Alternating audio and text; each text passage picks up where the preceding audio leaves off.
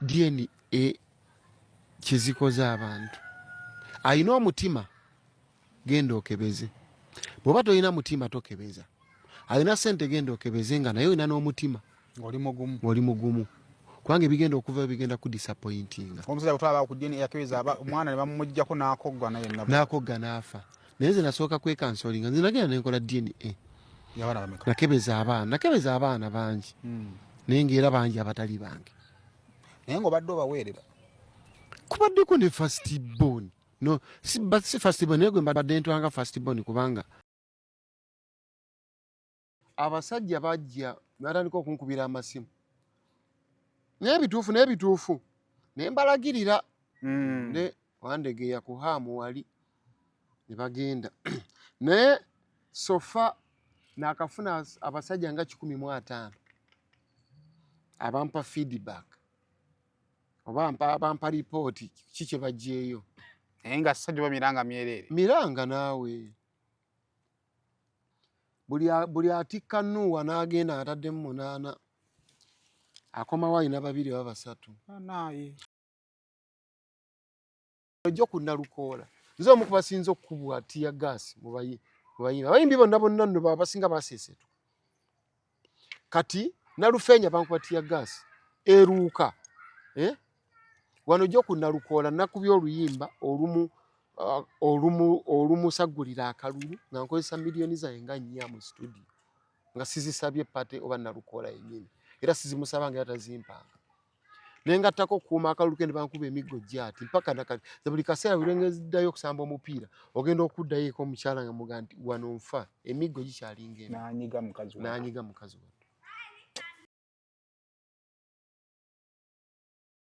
Muna Herbal Mouthwash wegendereza agabbe obutakuguza bicupuli by'eddagala erigenda okukulaza n'okkuggyamu amannyo ng'eddagala ettuufu okugajjanjaba eryakakasibwa National Drug Authority weeriri mu pharmacy ne drug shops baliyita Muna Herbal Mouthwash era n'ewaka lyetusenyesa.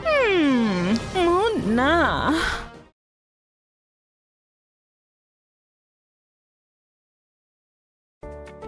Musuubuzi munnange nawe walina ekirooto ky'okusuubulako e Dubai neneesanya okukwanjulira banno ba Clarion Integrated Logistics Solutions abeesigika era abeesimbu mu kutambuza ebyamaguzi by'okuva e Dubai paka e Kampala e Uganda nga biyita ku mazzi oba konnyonyi ku bbeeyi ejja mu nsawo yo. Twesige ku Clarion tukuyambeko okutuuka wotosobola kutuuka mu bwangu nga kagayise ku mazzi atwala ennaku 18 zokka ate eya kago atwala ennaku 3 zokka okutuukako ku woofiisi yo. Tusangibwa ku Diamond Trust Building omwaliiro ogwokuna akasenge 411. Kati osobola okukola oda y'obutereevu ng'oyogerako ne Nankabirwa Siteera ku plus 971 noti 58 noti 79 oba ku WhatsApp ku plus 256 756 846 772 oba jangu butereevu ku ofiisi zaffe ezisangibwa ku Hamri Airport e Deira mu Dubai. Clarion lw'okusaabaza ebyamaguzi byo mu bwesimbu okuva e Dubai paka e Kampala e Uganda mu nnaku 18 zokka.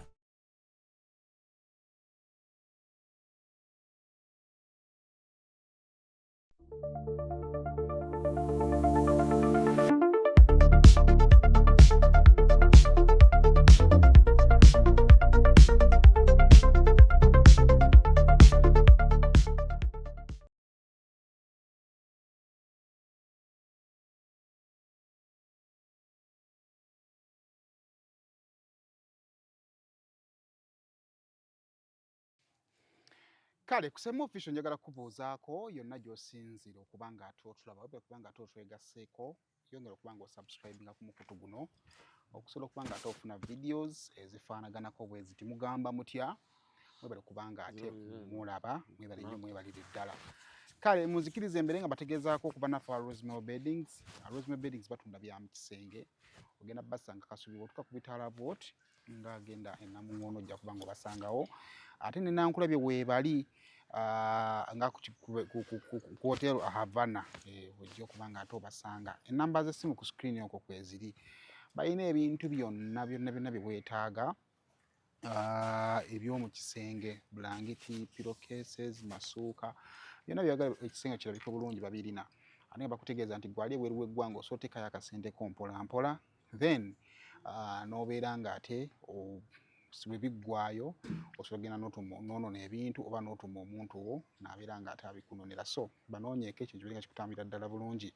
Kale nja kubanga tenkutegeeza kunaffe Azul Tours and Travel. Bano nno bazze okuyamba ku mmwe abafunye obuzibu mu kutambula. Oyinza okuba nga ekyoto kitakutambula, olina ab'eŋŋanda zo bakuwadde invitation naye tomanyi muntu agenda kuyambako okukola paperwork. Oyinza okuba nga oyagala kutambula naye nga tomanyi ngeri gy'osobola kufuna muntu asobola okuyamba kufuna invitation. Oyinza okuba nga byonna bimaliriza naye nga ate tomanyi asobola kukuyambako okubookinga ticket. So ffe tukuyambako ku buli mutendera gw'okugoba visa gw'oliko. Atandika tukuyamba, naawe amaliriza awasembayo tusobola okuba nga tukuyamba. Kale enamba zaffe kwe ziri awo ku screen osobola okuba nga ate okubako okusobola okuba nga temanya ebisingawo. Nkwaniriza ku share olunaku olwaleero. Nina mmeeya wa Kyengera Town Council omusiime Mathias Walukagga era nga atuuse wano. Abadde omuzeeko. Teweerabira Sebaka MP2B. Ofiirwa ki bw'okyogera? Osanga nyinza oba sikwagaliza. Ofiirwa ki? Lwe twasemba otula ne mmeeya wano wennyini wano lwe twali yali ava ku university, yali adduka ku university. Ne tujja ne tunyumya emboozi n'efubuka emboozi naddamu okuwulira nga baŋŋamba tokyava mu nnyumba olingiriza mu kamooli. Ate nze nali manyi tobikutte na bikwata. Nga manyi tunyumiza gundi wabweru wa mpewo. Ozannya n'ensi. Awo kati we tuli. Naye ate nze nkukakasa, naye ate gwe obeera mu bantu. Olina okuba nga reference otandise okuzifuna. Obeera mu bantu nze. Kakati abasajja bajja batandika okunkubira amasimu. Naye bituufu. Ne mbalagirira. Ne wandegeya ku haamu wali ne bagenda. Naye sofa nakafuna abasajja nga 15 abampa feedback. Oba abampa report kiki bajjeeyo. Naye nga sajja bamiranga myereere. Miranga naawe. Buli atikka Nuuwa n'agenda ataddemu 8. Akomawo alina 2 oba 3. Teri atwala mmoloka ng'ejjudde n'ekomawo ng'ejjudde. Naye tonziza mu mboozi eyo. Era sikiti gye nalabye omusajja agenda n'akebeza abaana nga si babe. Nadde waka n'agamba mukazi gw'onkoze otya? Omanyi nti abaana bonna si bange ko omukazi onzise. Nange bulijjo nasirika dda nga njagala kugamba nti nange abaana si bange. Nga n'omukazi agamba nti abaana naye si babe. Ante engeri y'okuva mu ky'abaana si bange. Nawe omukazi beegaane. Kati abeegaana nti yababba mu baba abakusibira mu ddwaliro. Nga babawaanyisa. Kati tuba adopting. Nga ye wa mukisa gutya oba wa kisiraani kitya nga buli ruutu ye bamuwaanyisiza. Era n'agamba nange bulijjo ennaku ennuma. Tuba adopting kati. Tulabirire baana bansi. Tulabire kasa baate lwatumanyiira. Of course oba olina okukola. Kati kankubwire Saimo. Amaka buli awulira nayimba mu kitaawo yimba lw'ekitaawuluzi. Omutima ogubuguma vaawo. Eddagala ndeese likaawa kyanguka okudda. Omutima ogubuguma vaawo. Bw'obanga omutima gubuguma tokebeza. Togenda ebyo bireke. Beera ng'agenda. Okebeza abaana kubanga kwekebeza siriimu. Gwe kennyini omala kwekansolinga nti n'oga nti ebijja ntandikira ku mpeke nkwata muguwa nfuna kacupa ka butwa. Nosooka olowooza ku kubo ly'omukyalo kye simubeeramu eddungi eriva ku koolaasi okudda munda.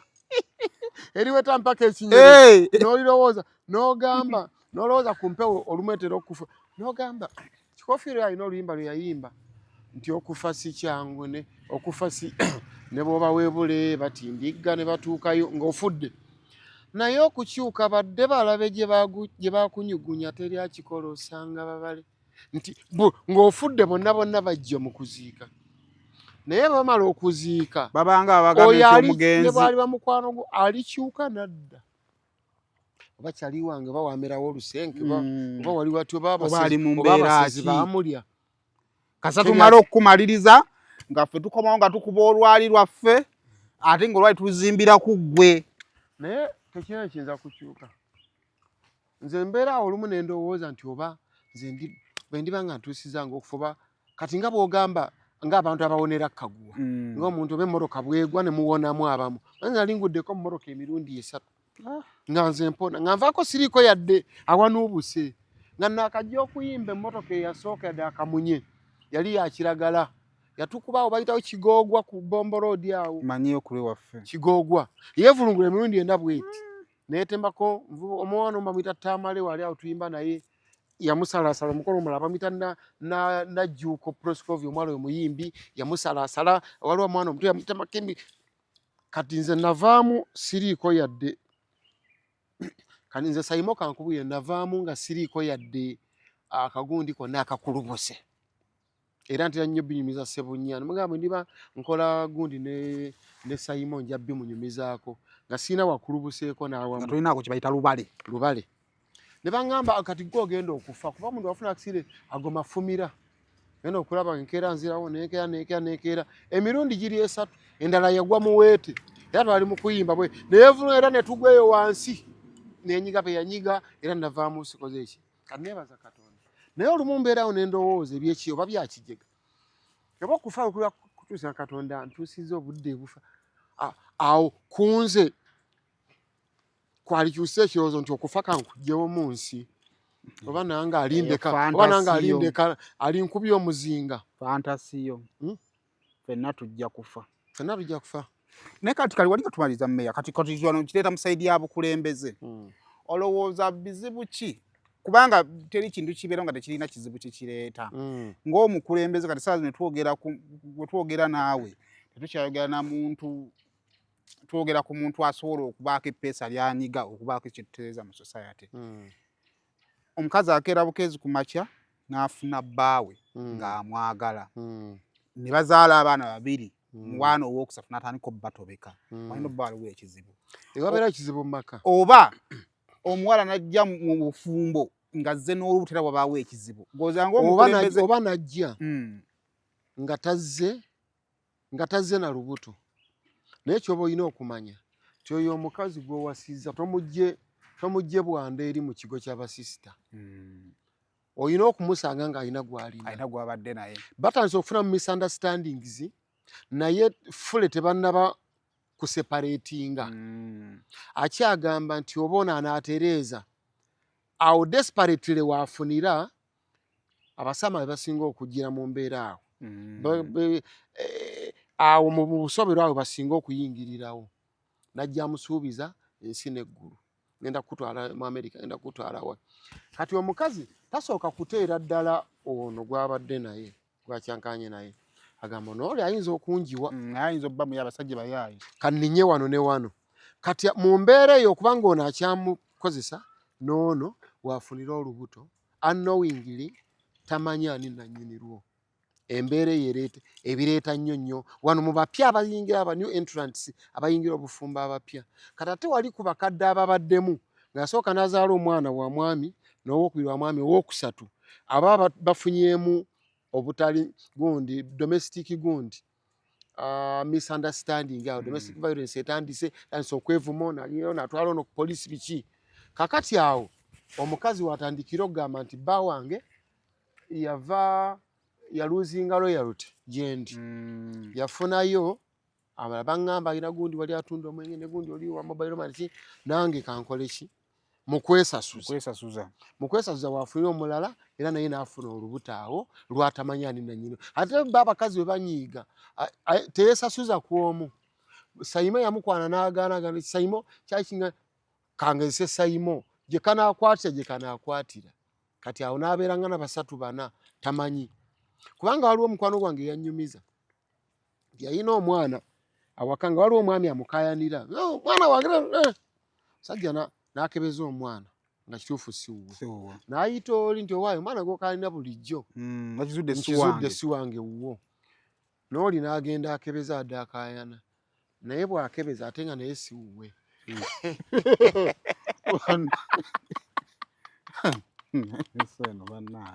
kakati kati emitawaana gy'ensi wakati tulina kusaba busabi Katonda nti amaka gayina kubeeramu bwesigwa otherwise naye nga tebutandikira ku basajja kuba abakazi abagamba batandika of course butandikira kwaza ate abakazi abo ekizibu kye balina nti ffe ng'abasajja bw'onyiiga omukazi we amanya nti omunyiigidde oyomba osobola n'omupakyamu oluyi naye ye bw'anyiiga takusobola maanyi ate okuyombesa ate omugoba ayinza okwewakasi walungi tasobola kukuba luyi ye akuuma obusungu bwe bw'ati n'akusasula mu nsasula gy'otategedde keko kukebeza abaana nga si babo agamba nja kukola ekintu kyoli loyalty yonna yonna erina kutandikira ku basajja nolaga mukyalawo nti oli mwesigwa gyali otherwise oba tokikoze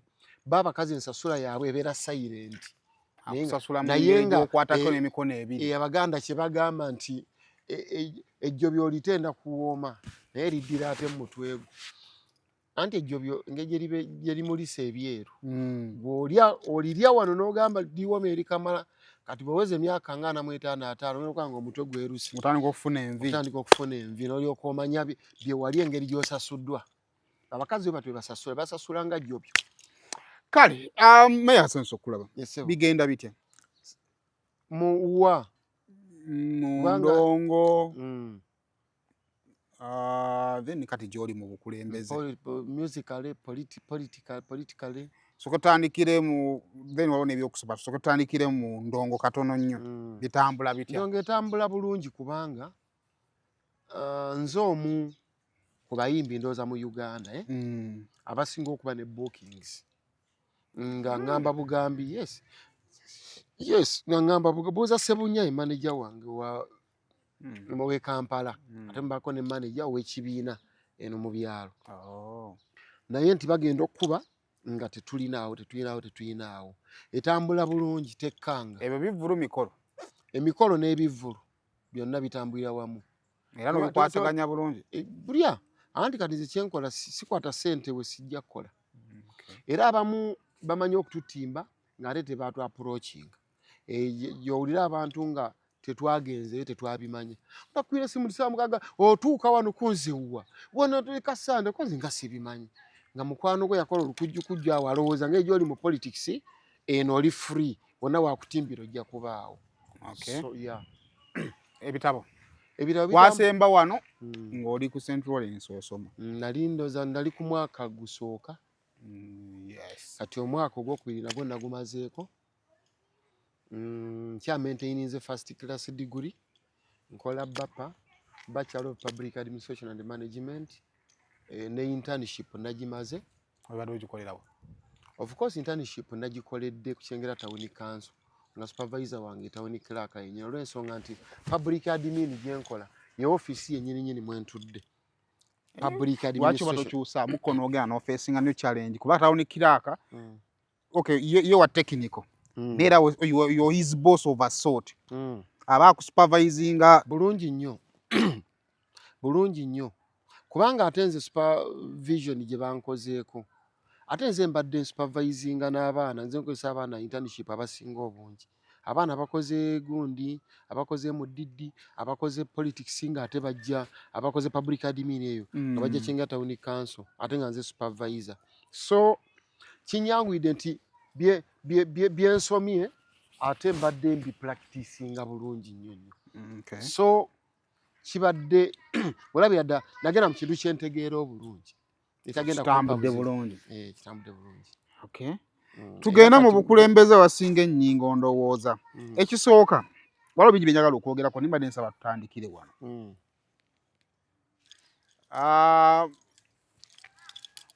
walabyeko ku vidiyo y'omukazi agamba nti meya alukaga ng'agiweereza Smart Bobi Wine nti simanya meya wo ng'atudde wansi n'obwana wamulabyeko namulabyeko lwaki tulabirira abakazi b'ozaala mu baana yabadde siwa abaana yabadde waaki yabadde agamba naye nno nganya okwogera ku story eyo yabadde agamba kubanga baayagala kufunirawo response yange bongere okuzimbirako waaliwo omukyala w'omwami omu bamumma visa bwe bamumma visa nze namuzigirira omukyala akola paperwork era n'agenda akola paperwork bwe n'aleeta ssente zaali miliyoni 5 yadde bo bagamba ate 38 zaali miliyoni teriyo muvubuka alina miliyoni 38 yagala agenda bweru bwaki batatandika business Kampala tekisobokera dda ayita miliyoni 5 mmagira mukyala Kasimu mwami Kasimu oba omumanyi Sali ow'ebungere wa Canada eyo yakwira bannayuganda mu diaspora eyo mu Canada era mukyala we wano yakola paperwork in fact yatwala ne Shafiki DJ abadde akola ku CBS awo ye ruutu eyo nze nabali commendingayo kati bwagenda n'akola paperwork ne bagenda mutwala ku embassy Canadian embassy na submittinga unfortunately ne batamuwa visa visa bwegaana kati byali bya 221 kati bo ne bamanya nti ndo kakati wano we tulina omukisa ngeri yajjeyo empapula mu kalulu nga bo baagala ku affectinga gundi kange kalulu kange era bakolaganye nabo bagundi bange benkompitinga nabo ku kifo ekyo ekyobwa MP era bebabeera nabo nina evidence babeera mu mmotoka bebabeera kati ng'oli yakikozesanga advantage okutta akalulu kange ekitegeeza naye walaba video kambuzi wali mu 21 bwegaana gwe because wali recommendinzi oba toyina kyoddamu kukola gwe kati kiringa Saimo bwe nkugamba nti Saimo olaba ku BBS waliyo omulimo waliyo ki omulimo naye okukola interview omukyalo yakozesa interview nagamba nti olaba okukola interview twetaaga ojje n'olupapula ne peni negundi baiti ebintu ebiyinza okuba bitotolinga oba mitwalo nga 6 byogenda okukozesa okukola interview n'ozisasulayo n'okola interview n'ogwa kati bwogwa n'ogenda ku poliisi noga Walukaga yanzigirira gye bakola interview bampa omulimo kati njagala nzirize ssente zange oba example enyangu nze nsobola ku St. Lawrence University naye nkugamba nti ku St. Lawrence University basomesa bulungi singa tutteyo omwana wo n'asoma ne Bosenyonyi yasomera ne Reyini ne Sam Gombia ne Sophie Gombia ne Walukaga nange gye nsomera n'ogenda omwana n'agenda n'osasula tuition n'aregisteringa n'atandika okusoma kakati n'agwa ebibuuzo n'atatikirwa gwe n'ogenda ku poliisi n'ogamba ne yanzigirira essomero nangamba bayisa bulungi basomesa bulungi omwana wange agudde naye ng'abalabo badde nabo mu kiraasi bonna bayise naye owange akoze eki kati bwekityo bwe kyali bagenda ku poliisi Nateete mu 2022 ne bandoopa ne tugenda ku poliisi Nateete omukyala n'aleeta paperwork ebintu byonna sente ze baleeta miliyoni 5 twasaasanya tuti gundi invitation neve Canada nejja mu Uganda kwe kwaffe nejja nitukola bino n'agenda na submitting onda kubweru ne bweruti ne tulinda visa eyabwe netakola netayita kakati era osiside agabwa kati ono Walukaga yagaba visa baba akikozesezza nga mukisa nti kijja kutta akalulu so ensonga ya kakululu kubanga nina ebintu byenda byeko waki nkusookeddaawo njagala kwogera ku transfer yo because ebintu yombiraba mbigoberera kubanga mba ninamu essuubi nti olunaku lumu tujja tutuula twogere naye bukyanga ndaba lw'ogamba nti njagala kuva wano nzire wano nina byendabye nga sikuwolereza nyamabega tebyali ntegera bulungi sikuwolereza so nontatiri nga nfunipulidde okuva gumuggwe era nalabako omusiraamu omulungi nga ayambadde entalabuusi naye wamulabako oyo kansala kolwange kwennyini ng'agamba nti meeya atumaddeabadde nawange abadde abeera nawange ebbanga lyonna kakati nga bagenda nti bacompetitors bange bo balowooza nti bagenda kukozesa abantu abamanyi ennyo babajje kaadi abasiraamu bakiyita hadithi kakati oyo saaga murespondingako naye nkuwadde ekifaananyi ekigazi nti okuva lwe navaayo nendaga interest ku kifo ky'abamemba ba paalamenti teweewuunya nga ne mwannyinaze gwenzirako nga naye azze alina byakola ki naye byagamba eggwanga okera ku makya twabeeranga wano nga ffe tukugamba waaki togira bwoti nedda nja kugira bwe nti waaki togira bwoti nogamba nja kugira bwoni nga tommuka ng'ombuuza ebibuuzo sikiggusa tebigguka kandabe embeera era nze nenkukazaako nti ku bya palamenti watufuula asidikivoko ati asidikivoko wajja kusigitayimba abantu bamuyimbira bwamala n'abasiibula akaana sebo kalina engeri abantu gy'abakazi gye bakaagala kakali nga nekyo baka wa palamenti otuka neesimbe ku ki microphone gikasuka mu bantu strength first of all tugere ku strength ogijja n'ogamba nti naawe kanneesimbewo okusookera ddala asooke kuddemu kiri kyogambye nti mwambuuzanga sibiddamu mbakukeera ku kyogera kubamu akafaananyi kati giringa myezi 2-3 ebivuddeyo byokka byokkawo n'agamba kino newanziba naye nga byagala wabba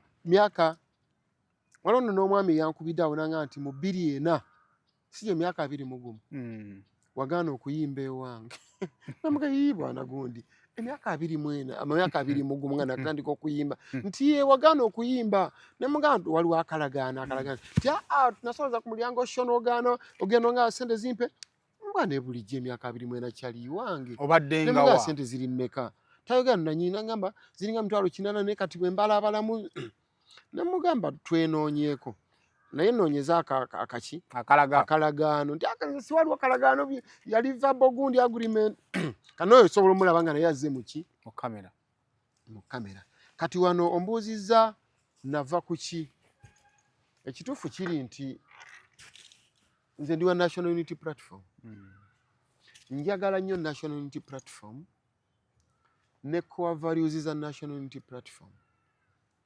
sayimo bw'olaba omuti kw'otudde nga waliwo omusajja akutte embazi wansi agenda kugutema osobola omuleka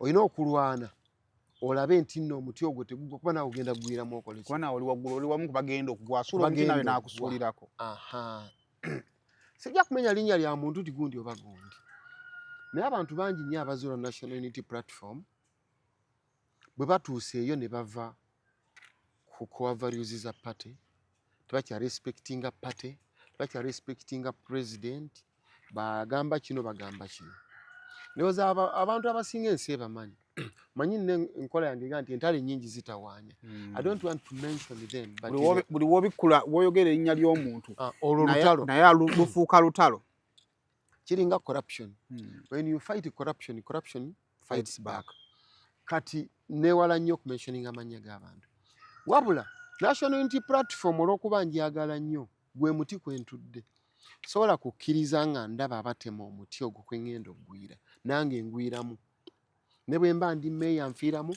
ne kansala omanyi omuntu omu asobola okutaasa ekyalo kyonna nga waliwo obulwadde kirwadde ekigenda okulumba ekyalo oba abatema bagenda okulumba ekyalo omuntu omu bwa preventinga ekizibu ekyo aba ataasizza ekyalo kyonna ng'alabye waliwo ayingira ekyalo nga mulwadde n'agamba mukkiriza n'ayingira mu bantu nayira mu communities kati omuntu oba mulwadde wa sirimu oba ayina bulwadde bonna obuli epidemic oba senyiga n'ogamba tojja mu bantu bange kati n'abamu tebamanya nti wabataasa kati nze wembadde tuwabadde wabi nga mmeeya wa Kinga Town Council naye olw'okubeera nti nno ebintu ebisinga ebisalwawo mu kibiina n'ebitambulirako ekibiina biri mu paalamenti eyo paalamenti eyo nagiyimbako 2013 era kabaka nnaku z'omwezi 13 ogwokuna kabaka nansiima mu lubiri awo Emmengo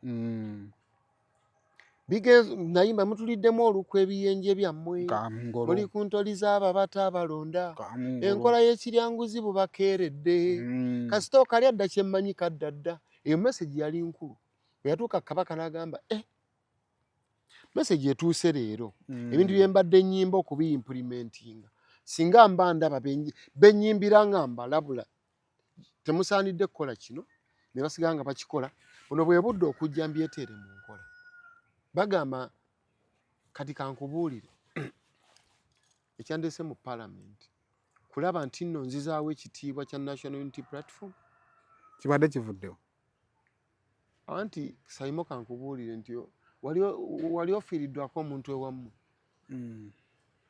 basaako omusika abatuuse ku levu y'abasika babattirako abasika gwe tulaba nga paalamenti yaffe National Unity Platform yeetaaga new entrants mulimu abavuddemu benku mulimu abavuddemu abamanyiddwa nti bavuddemu n'abavuddemu indaire nga bavuddemu si mu nvaamu eri esasamaza oba ewaawaala naye nga baavaamu gw'oyina abaana naye osobola okulaba omwana nti yadde ono yansinga okunfaanana naye ate bwe muwa obusika agenda kutunda bino byonna n'olondawo omwana atakufanako nga ali eri yeetambulira binogenda naye yalimu amagezi so mu bufunze njagala mbyogedde oba philosophically naye njagala abantu bo babitaggulule bajja kufuna kuba abantu kye baagala kituufu paalamenti weeriira nnene naye Walukaga agenda kuyingirira Busiro East oba ontegeera so kitegeeza ne argument ye esinga erina kutunula mu Busiro East specific basically Busiro East si paalamenti namba obeera omubaka wa paalamenti mu local government gyoteeseza ne mukola resolutions ne muyisa bylaws nga muziyisa specifically for that respective area ekyo ekitundu kyokka kyokka kye mutwala naye paalamenti buli kyoleeta ku fulo ya paalamenti kibeera kya ggwanga lyonna kituufu ekyo era so agamba osobola kuyisawo obuyisa n'oganze mu kitundu kyange specifically nga Busiro East constituency bwekiti ne bwekiti naye nga eri buli ekisalwawo mu paalamenti kiba kiyamba oba kyaffectinga ggwanga lyonna. Muna Herbal Mouthwash wegendereza agabbe obutakuguza bicupuli bya ddagala erigenda okukulaza n'okkuggyamu amannyo ng'eddagala ettuufu okugajjanjaba eryakakasibwa National Drug Authority weeriri mu pharmacy ne drug shops baliyita Muna Herbal Mouthwash era n'ewaka lyetusenyesa Muna.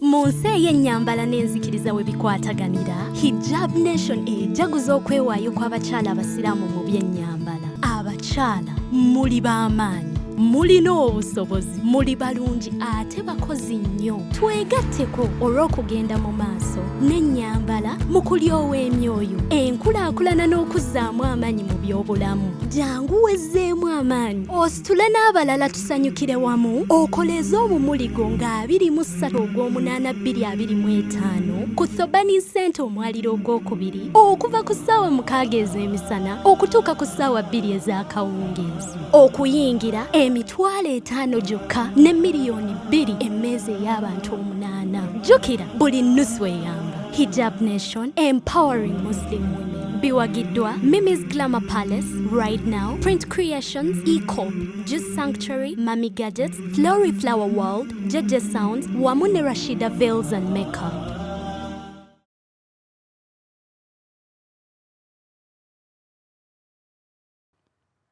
Omuntu bw'ajja mu paalamenti n'agamba nti nno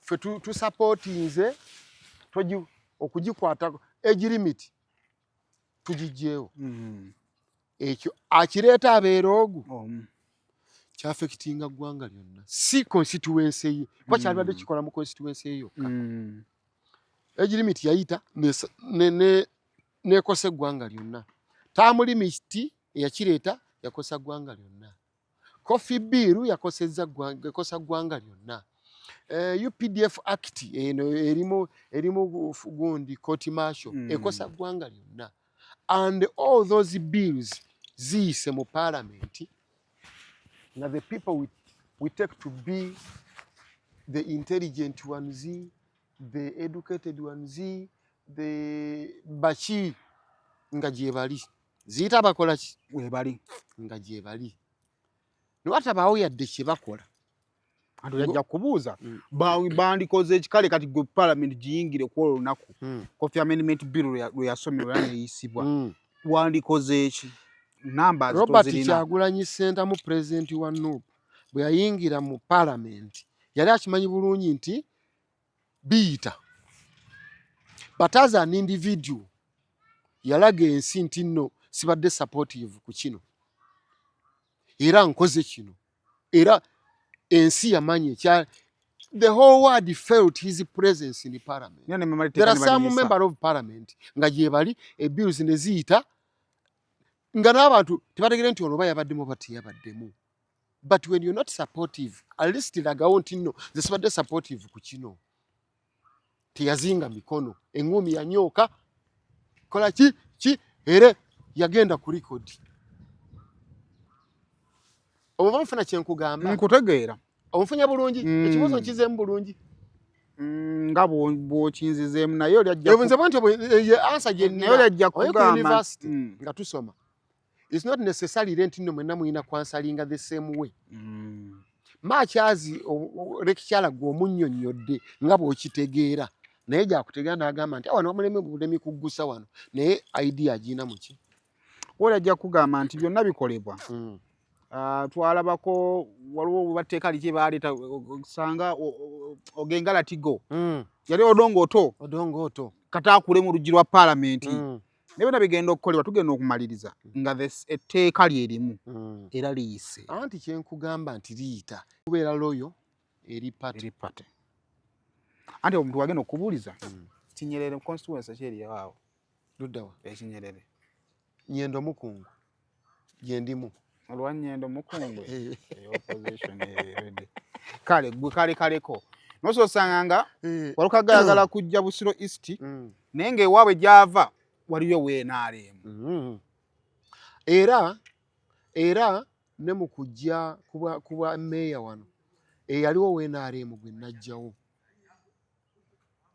yadde Busiro East aliyo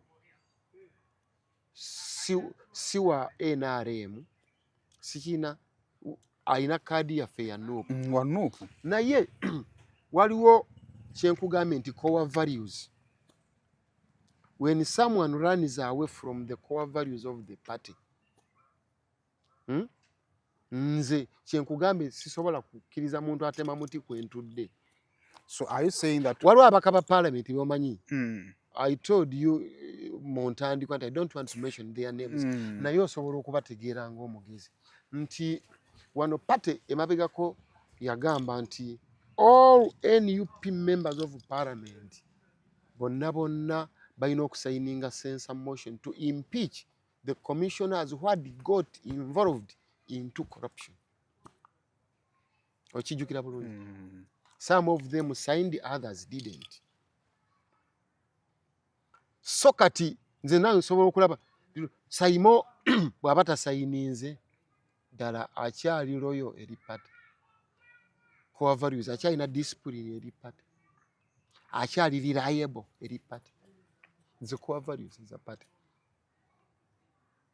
Kitegeeza kigenda kuwa omukisa buli anajja singa party neba eyimiridde n'egamba nti kati nga gwe bokola ku BBS naye kandi ku BBS tewaliiwo akkirizibwa kuwemula wano programu yonna n'okaya n'ogamba nti gwe gundi nampijja olinga nentukubawo olulagala olwa green kakati omanyi nti nno bulijjo abanoonya omulimo gwa sayimo bagamba nti singa nze nkola awo gwa sayimo babeera bamaze okufuna bwe bayitira BBS yagamba awemula abatakya bagenda era balabira ddala bagenda kugo batandika okuleeta application ono baagaana onawemudde bw'osigalawo kitegeeza BBS tekyayina buyinza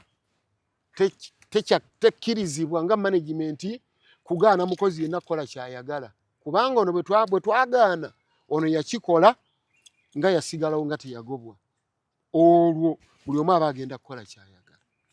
Ayinza okubanga bulungi nga njogera ebigambo byange nkutegere naye oli ayinza okugamba nti byayinza okuba yawemula naye naagenda natennyanya bakama be nti ekyamazima nanyiiga nnyo nekinsimattuka anti kati nze tekiŋŋaana kujja ne ŋŋamba nti ekindeese ono yawemula mwagamba awemula tadda kumpe kati bw'asigalawo kyonoona abakozi bonna wali ate mukozi kigwoligamba nti kakati towemulanga nga gamba nga ina reference sayimo teyawemula yawemula mwamukola ki nze mbafaananira obubi ennyo era akinze gwe mulemerako sayimo nga yawemulawa kakati ezimu ku bintu byetubadde mu kwogerako mu candidature mu kujja mu kusaba kaadi ekisooka of course ffenna tulina gye tuva nsooka kubeera muganda enfuuka omukristaayo bemala ofuuka omukristaayo n'ebingattakawo binfuula nembeera munnayuganda ajjudde nolyoka ofuna ne political party kakati ekisooka kirabwa nti muyina bye mufaanaganya bingi tubemala okulipota ne gwoyagala okuvuganya gwoyagala okujja mu abavuganya tuli nga mukaaga musanvu kale bwe tuba twogera ku kaadi twogera ku incumbent kuba n'abalala bagigoba buki pati yaffe egamba nti ffenna tulina equal opportunities. Saimo, who joined the National Unity Platform 7 years back, and the one who joined yesterday, even the one who has just joined 1 minute ago, we are all equal. Yes. Naye kati oliwo kibagamba nti esooka muli bakibiina kimu kisobola obbatuuza. Naye nga tekinnabatuuza mulina institution mwenna gye tulowooza nti ebaguzimbye esobola obbatuuza. Nga bagamba nti Walukagga mu mbeera yonna ayinza okukaluubirizibwa okuvuganya ennyo incumbent olw'ebyo bakkiririzaamu ebifaanagana. Ideology. Nti ono musiime ono wa kitiibwa. Nti bonna balina bwe basobola okubatuuza ne bagamba nti newaaki munno tomuleka. Bagamba nti ekyo kye kireetedde Walukagga okuba nga amaanyi mu constituency agalina naye balina ebifaanagana ebisobola obbateeminga. Anti olaba kino Saimo kifaananako nga nze ni musambi wa mupiira ate era n'oguwagira. Olw'okuba nti omusambi mulungi nnyo tolabangako Messi nga bamuggyayo, tolabangako Ronaldo nga bamuggyeyo nga yalina Barando. Kiba kitegeeza nti nno Messi asambye bubi, naye waliwo otuukira oba nga gaasa akubi toli mubi naye gaasa akubi twetaaga substitute, dangerous substitute okusobola twetaaga goal okufuna goal oba basajja batulidde oba tukyaliddwa 2-2 twetaaga okukola ki walugala omusambi nga si mubi. Okuwummula tekitegeeza nti oli mubi. Era kino njagala abakulembeze politicians mu kiyige okulitayalinga. It doesn't mean that you've badly performed. No. Oba okoze bulungi naye okwongerako kikulu. Kyekiringa omuntu okufa singa abantu baali tebafa singa abasika nabo tebali. Singa eggwanga lino lyajjula ddanga buli muntu asula ku munne. Naye ovaayo olw'ensonga nti oyinza okuba gaasi oba obukodyo oba abasajja gwe bakusomye nnyo naganda akati tuteekeyo gw'oli predictable ali unpredictable wanajja kujja tebamanyi kyagenda kukola asobola okubayita wano mu nkwawa. So kwe kuwummula. Ekirala nti okuwummula kitegeeza creatingira balala mikisa nabo kufuna mirimu. Tosobola kugamba nti nze ndi wa nkyukakyuka njagala Mayi Museveni aveeko nga naawe tovaako. Ekyo tekiriyo. Ebyokulabirako birina kutandikira ku ggwe kennyini ng'oli makaago ogamba omwana wo nti tovumanga abantu nga muli eyo mugenda ku ssomero ng'ate bakulaba osula ovuma maama waabwe mu ddiiro. Gw'otandikirwako gwe exemplary. Kakati okuvaawo okulitayalinga kikola ebintu bibiri. Osigaza ekitiibwa n'agamba nti bannange omusajja gundi yali munanga kyakola bulungi naye n'agamba nti n'awummula n'agamba nti kyekozeeko kimala. Sijja kufiira ku kino n'omulala akole ki? Akoleko. Tweba nnyo abawummula ku mirimu wano. Nze njagala nnyo munnamawulire banne omusajja bamuyita Frank Walusimbi. Kwenti yali asinga okunsomera amawulire mu Kweni TV obulungi.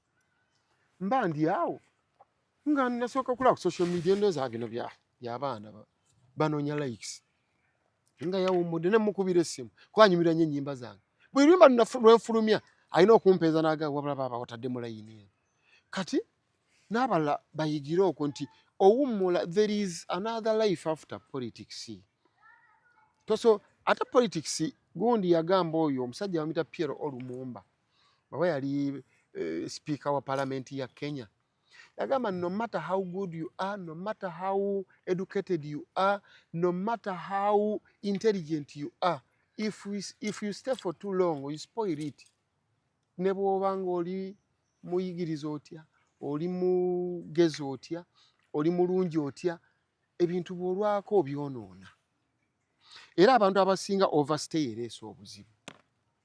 Yemu ne President Museveni wano, Mwami Museveni bwe yali ajja yagamba nti he came to fight overstay. Era ng'avumirira nnyo nnyo abo overstaying, bannabyabufuzi abaluddeko. When he came, he has over and overstayed. Era kati olaba nti nno kati bwe yali si bwali.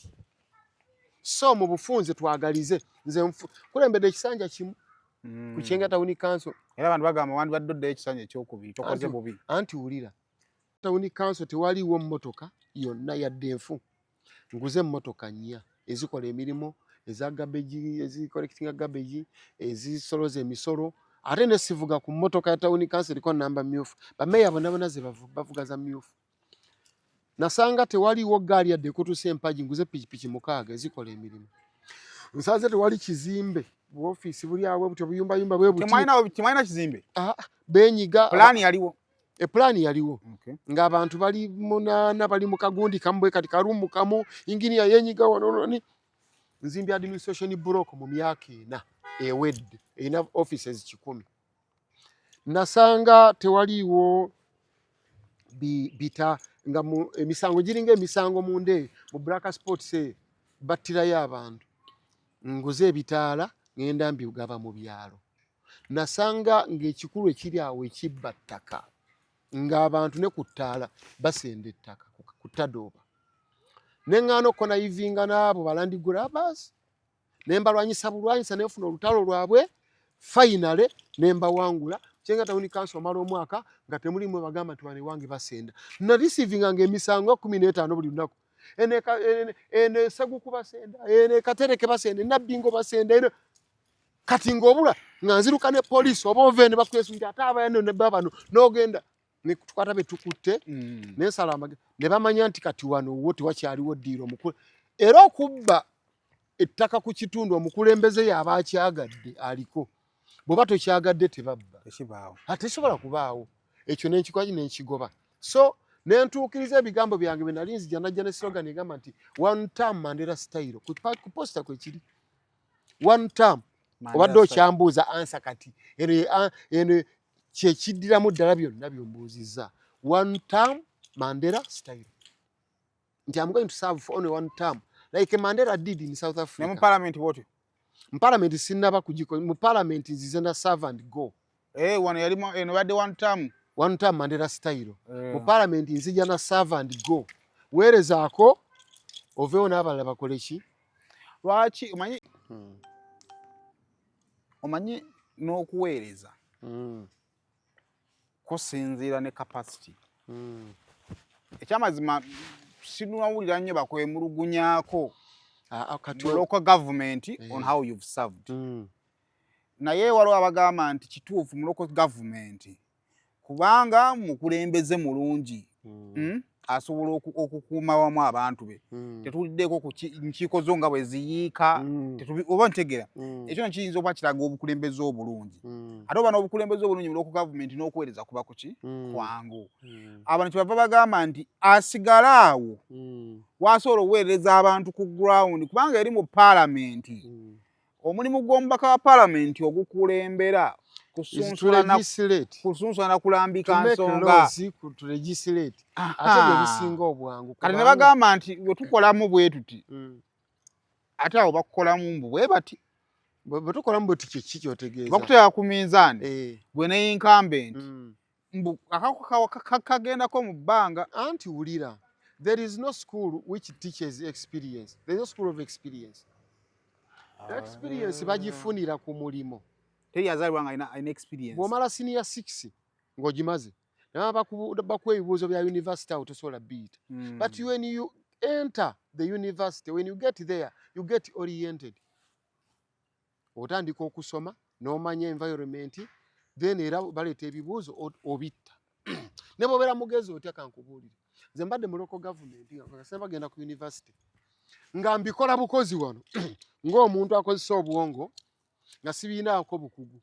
Bwe nagera ku university bye nasangayo ddala nga babisomesa ngo osobola n'okumanya ky'obadde okola n'ensobi gye wakola mu kiri. Ne kino nti wakikola Mukama yayamba buyambi omukisa ne gukwata n'okikola. In parliament n'ensonga gy'ogenda okwogerako kankubuulire batiisa butiisa. Bwe nalijja kukyengata Town Council bantiisa wasoose kuba kansala byoto bisobola kati they are the same people saying that you've served well, you would stay here. Abangamba nga tojja kubisobola. The same group eri mukungamba nti ate parliament bajja kuteeka ku minzaani. So kati over consultants nina omusomesa asomesa gundi comparative politics bamuyita Ajuna Jones. The more you over consult owunziko okoze ensobi. Over consultants eyo mbi nnyo.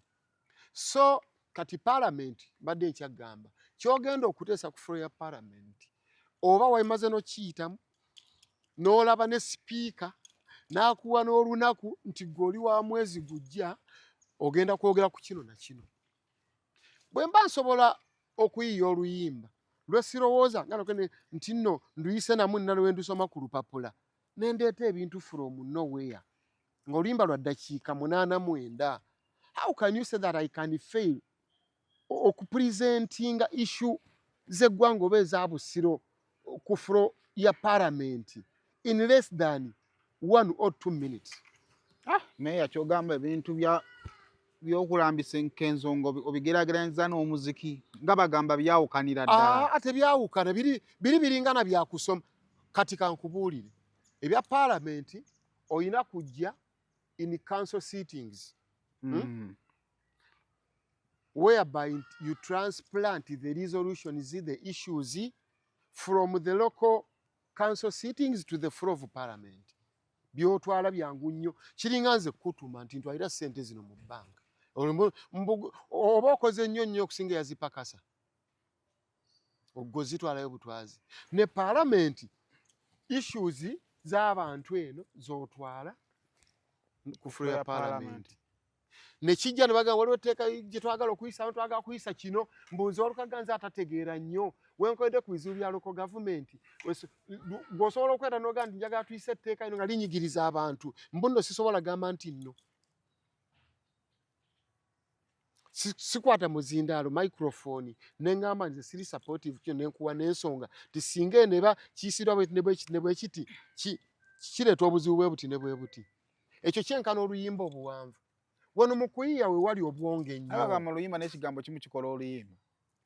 Ate kati nga ani yayimba ekigambo kimu ne baluyita oluyimba gwe lunyimbireyo olw'ekigambo kimu nga yagamba nze n'akoma oluyimba baluyita bwe bati era lwatunda. Okwata nze n'okiteeka mu malowooza agala.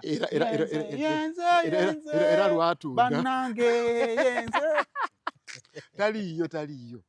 So naye kakati nga tuli mu mbeera nga tulina meya mu town council akola obulungi nga tulina ne legislator ensi gwegamba mbu akola bulungi. Lwaki abantu abo babiri tebeegatta Busiro East n'etemagana n'ekulaakulana okusinga ebifo byali bikuzeeko? Olinayo constituency gy'omanyi mu Uganda nga aliko tebamwesimbyeko? Baincumbent tutulawo okubafuna. Gw'olinayo constituency gy'omanyi ova mu yaawa? Nze ndi muyiyo nazimba n'empangisa Ssaabagabo. Ssaabagabo ni member parliament waayo? Serukenya. Waaki?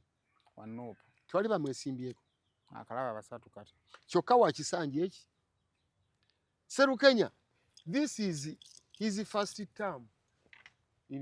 Tuyinza namuyita debutant nti mupya. Ye debut term ye mu parliament. Naye alina abazze okumwesimbako. Basatu n'akalaba basofa. And he has not badly performed.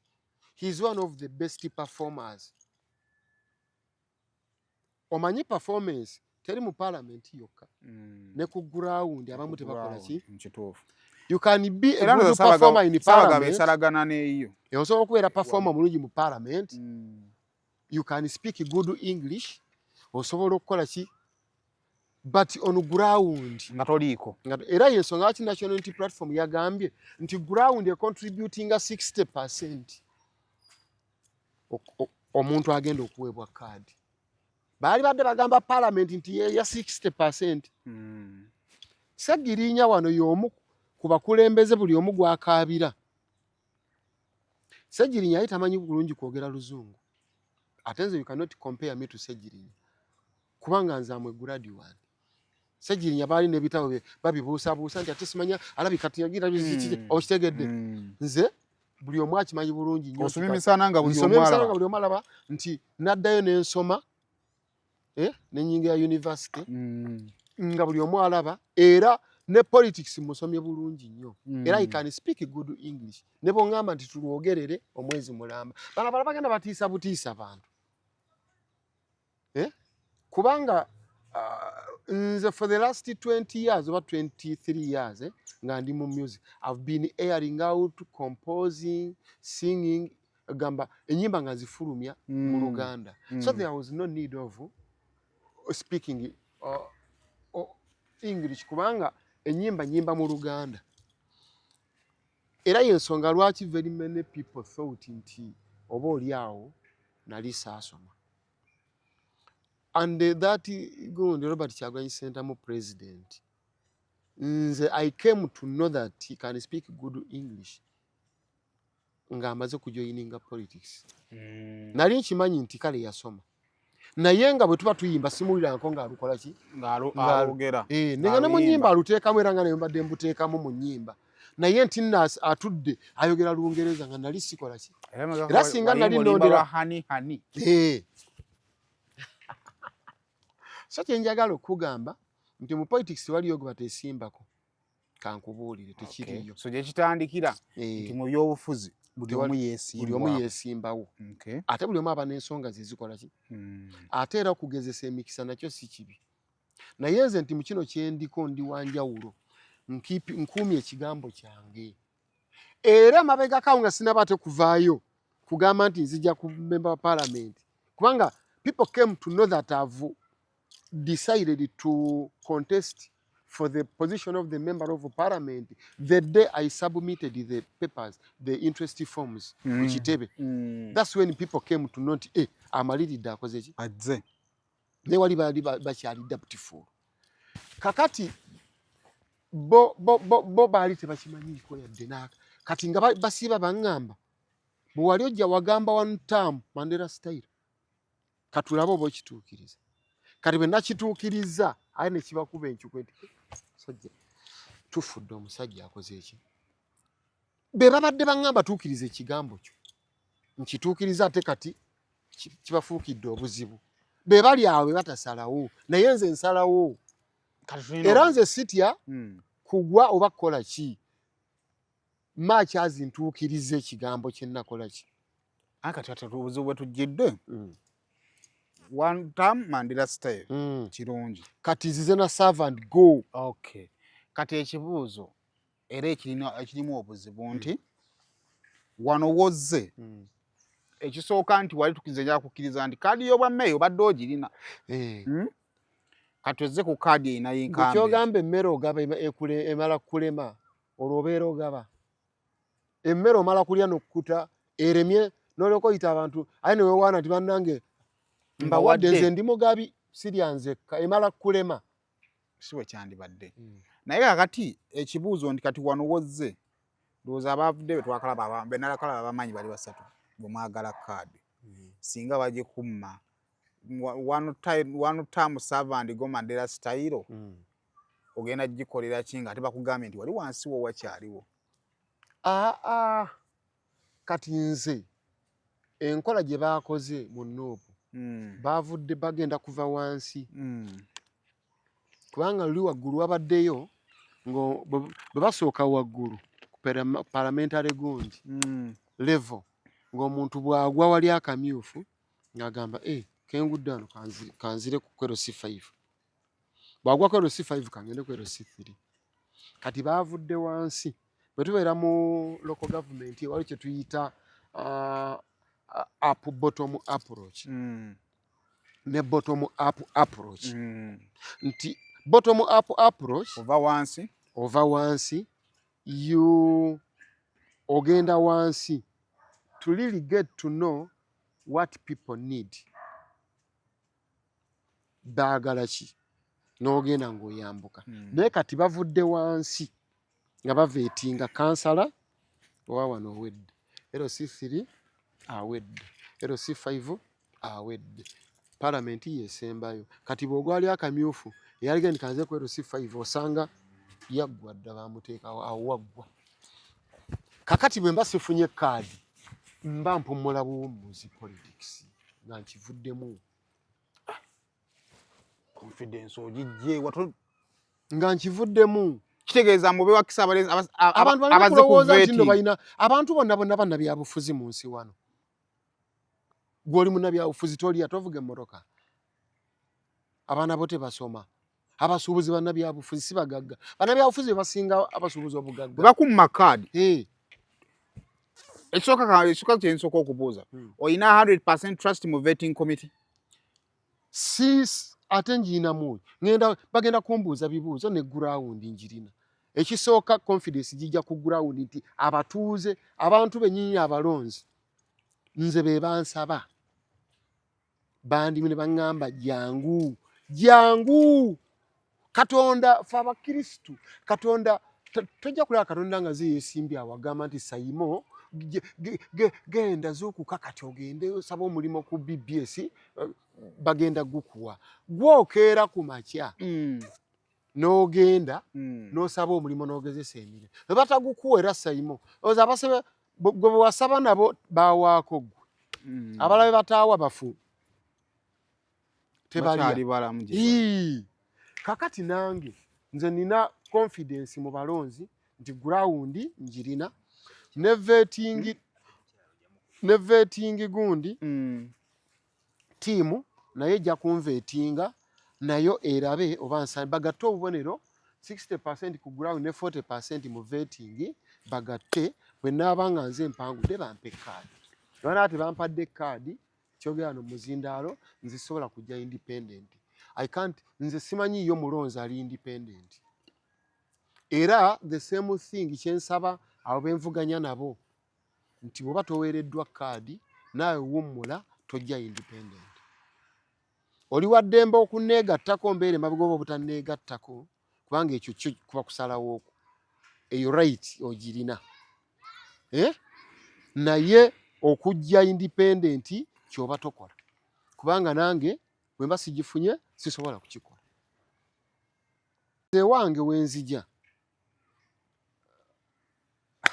oyagala kunjogeza naye sayima yakunjogeza nzize neesimbyewo ewo wojjawo neesimbyewo kantambule bonna baliwo banafu si banafu mulimu mwami Seggona incumbent mulimu mwami Magoola mulimu Engineer Lutwama mulimu ne gwe nalabye bamuyita oba Kigozi oba Ssekigozi mulimu ne muganda wa Honorable Kabuusu bamuyita oba Wagaba kanso Wagaba Wagalubindi bane muli bangi so tuliwo nga 7 noloza ffenna tunaafuna kaadi sajja mwena bonna mwagala musiguukulula nedda ate ekirala kyenjagala tuyiga okusaavingako n'okuwummula okuwummulira mu bitiibwa omanyi ow'ekitiibwa okiraga ogamba nti oli taata olina okulaga abaana abo si gwe okomawo ewaka n'obagamba mwe baana mmwe temunkulisiza temukimanyi nti nze kitammwe byokola your actions bi-influencing abaana bali okumanya nti ono taata emabega kalo posters zalabibwako ekyengera mu town nga zigamba meya waali wazirabako ewaliwo posters ezakuba nga zigamba nga ziriko nze nga zigamba tunyweze kyengera yaffe ate watuuka noweekyusa si nze nazikuba era yali threat yaabo be tuli mu race nga batandise okuwulira amawulire nti ono alabika akola ki ajja ne bakuba posters ebagiyita political sabotage. They wanted to sabotage the ground. Nti eyakulabye ng'otimbye ekipande akiga tunyweze kyengera enkya n'okuba nate member wa parliament agamba ono atali decisive wangeri kyatagala butagazi bwati. So eyali political sabotage na mind game, bagiyita mind games, kuzanyira abantu ku bwongo. Naye navaayo n'ekikiriyalinga ku mpewo social media nembagamba nti sinze nabikoya ne reportinga ne ku police ne reference njina nenteekako n'ababitimbula. Ndowooza teriyo omuntu ayinza kukikola. Ebipande ebikubwa sente nnyingi nnyo byaliku nagenda bibalira baali batimbye nabikwata mu miliyoni 20. Yeah. Baakwa buno obugundi obutundu baali. Town council yonna buli muti. Baali bisoone mu miliyoni 2 nga bulinga mu 3 obaana. Kati nali sisobola. Eyakola ekyayina ne sente nnyingi. Kwanza miliyoni 4 sizikwatangako mulundi gumu. Nsobola kubanga nali nzifunye naye omulundi zinnuma n'okunnuma nezikwamu ebipande ate byenje okutimbula.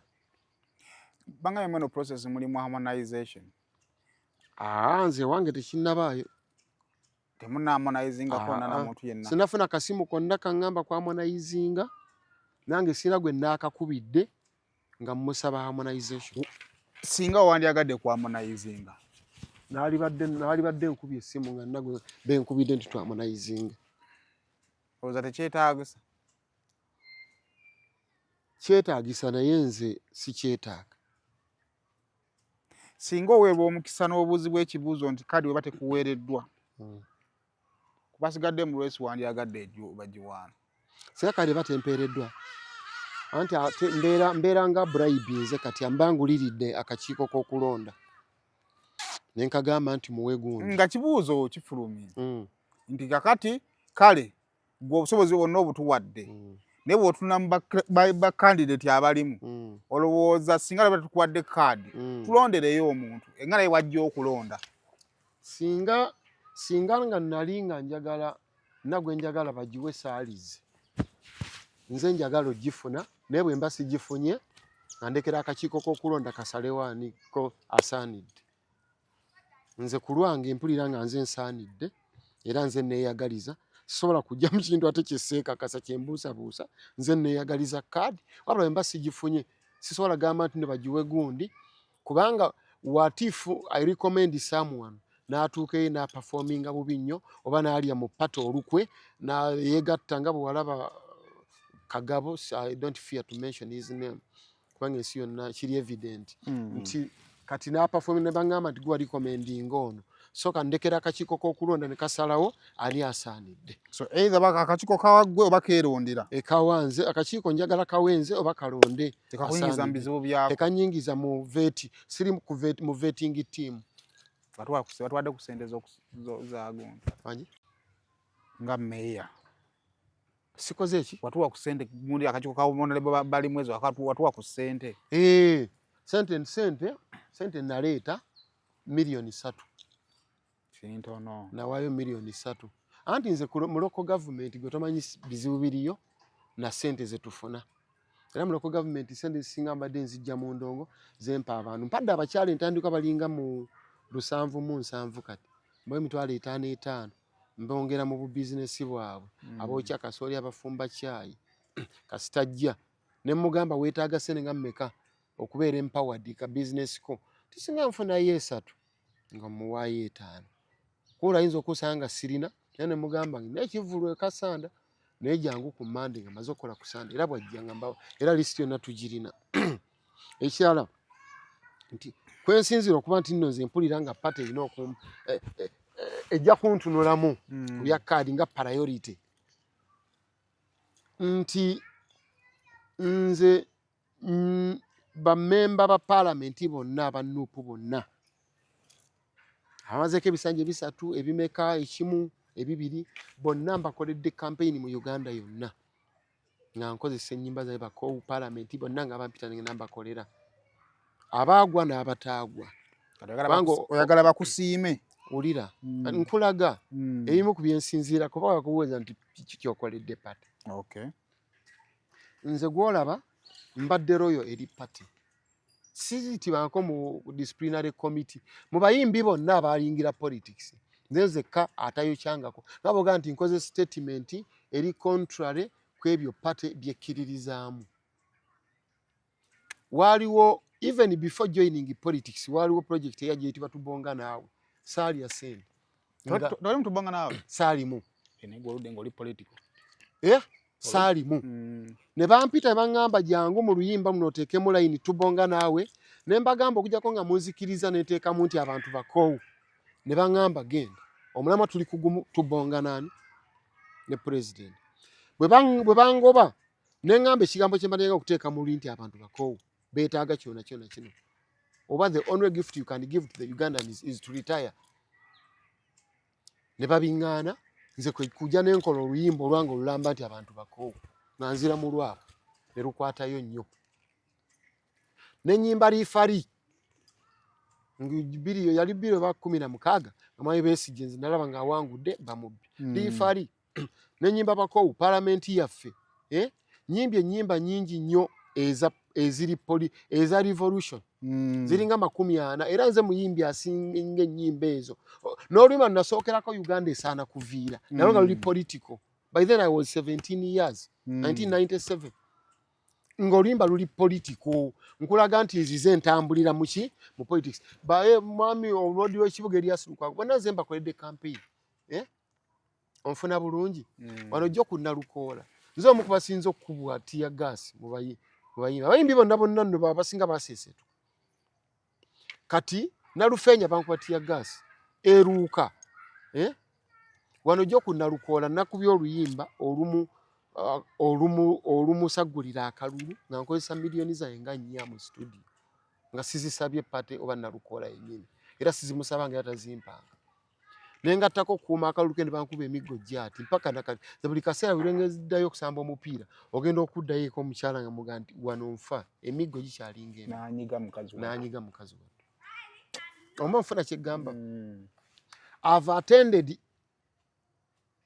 almost all party activities era I don't remember lwe namisinga ndowooza activity oba press conference gye namisinga I was in university exams era naweereza ne bakama bange nti I'm sorry sisobodde kubaawo today ndi mu university exams kati awo tuli ku reality ya party eno gy'oweereddwa omukisa okusaavinga naye ebyayo ebirungi bikola ki nabikugambye edda byonna byenkoledde abantu balansinze bambi bwe mbibalansinze nkulaga nti nno kati ebintu ebyo bwe mbikuba ku mmeeza bwe nti bepa olina ekirowoozo nti kadi erina kuba yiyo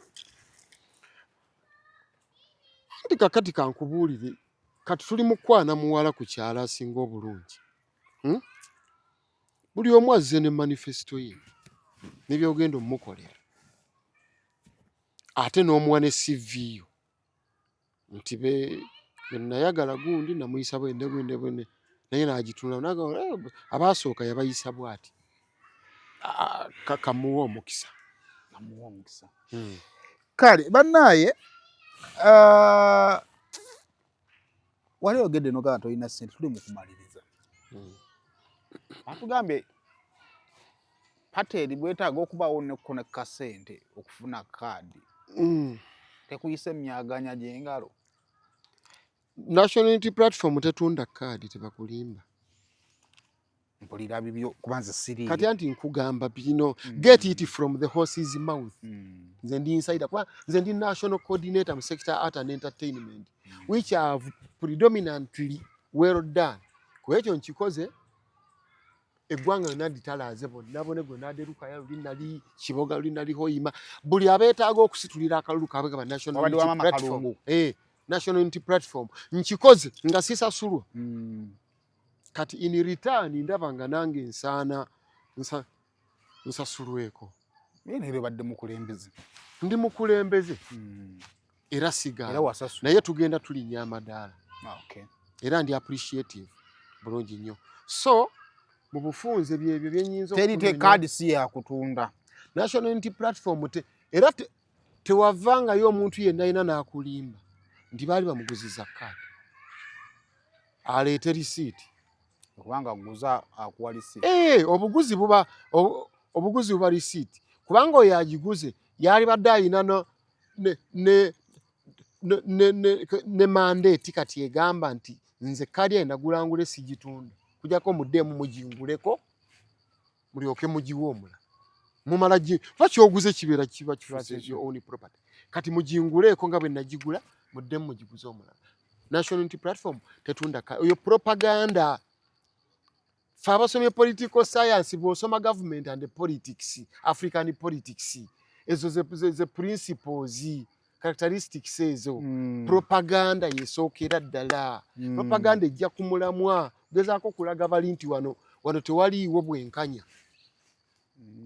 Ate nga kyekirina okukolebwa gavumenti eri mbuyinza kuba ate yo eyayina kwenywereza mbuyinza. Yenywerezaamu ng'erina kuvumirira abajja. Fe abajja twagala gijja mbuyinza naye erina kukozesa bigambo ebinywereza mbuyinza nga bivunza ffe. Era basinga byogera ba NRM. Bwe waliyo owa NUP ejjako n'akugamba omuleete mu kamera n'atugambe nti baginguza ssente bwe zimuleete. Muleete. Ng'avaawa nga ne wabajja ali ng'alina okufuna ey'oku. Saagalo. Bwe bwanaabaawo abaazifuna nga tebazzeemu zifuna. Katubalinde bajje bagambe nti nze luli banguzanguze. Abantu baabo bawe ebigambo ebisembeyo budde buzimbye. Mwebala ababadde batulaba ku ebeera Saimo TV, Saimo ki? Official. Saimo Official. Ekyakawalata tekigendako. Nekyo ekikwisa kawalata ng'ate enviiri kweziri. Sijja ne zimera lwakuba nti no zimerako kitundu. Tiwa.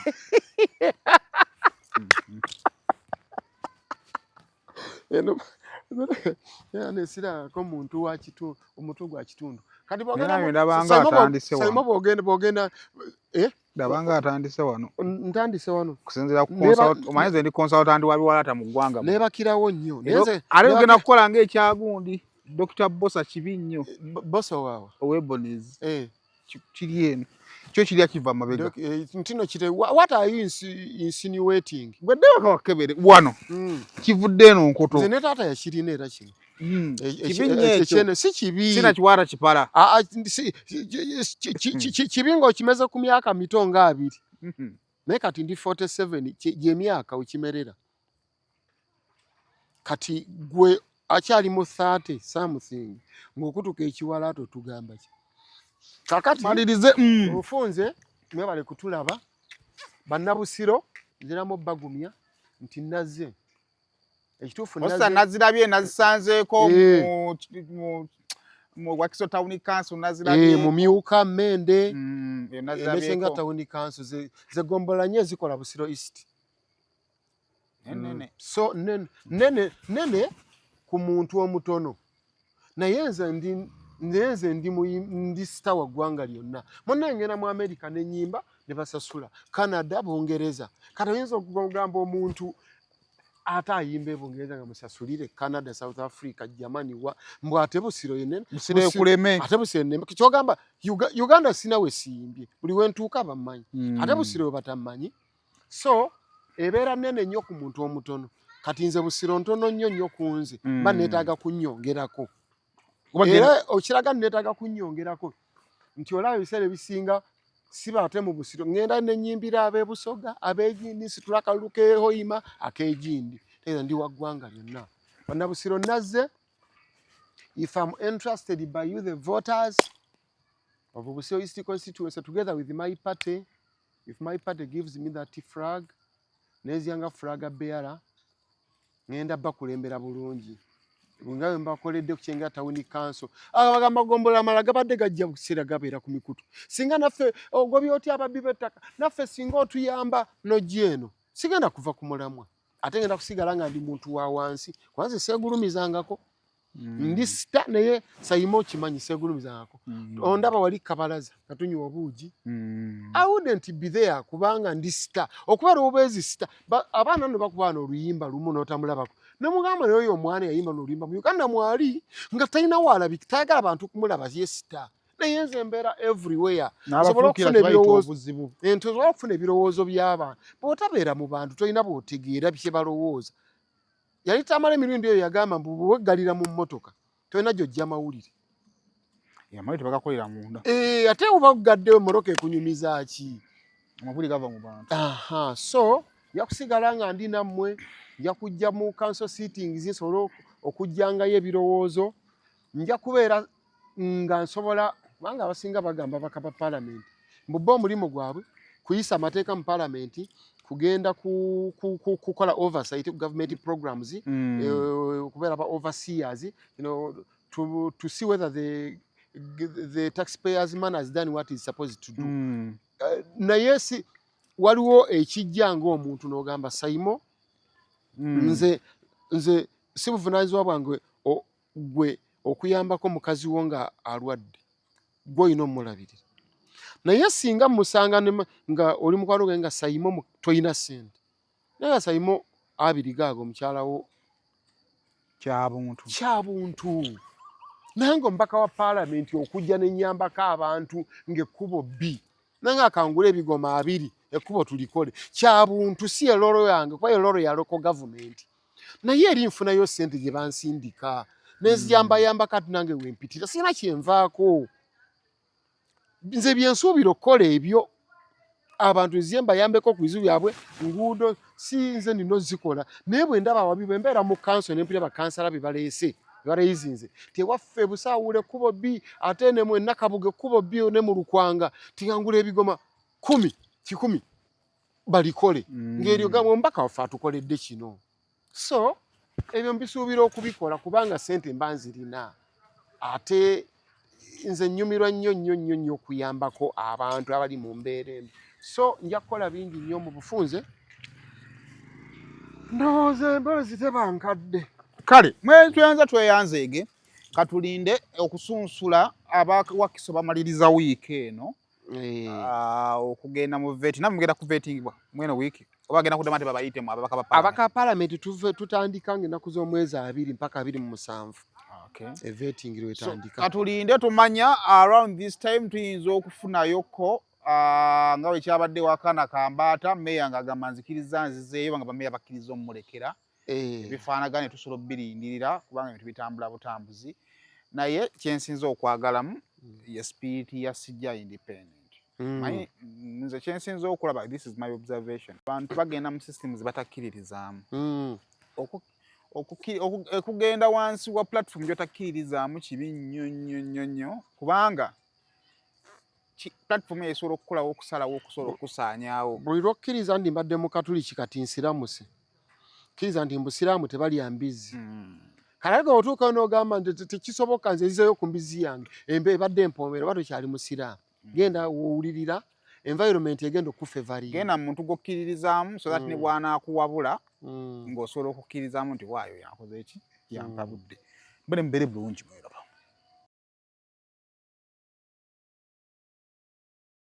Muna Herbal Mouthwash wegendereza agabbe obutakuguza bicupuli by'eddagala erigenda okukulaza n'okkuggyamu amannyo ng'eddagala ettuufu okugajjanjaba eryakakasibwa National Drug Authority weeriri mu pharmacy ne drug shops. Baliyita Muna Herbal Mouthwash era n'ewaka lye tusanyusa.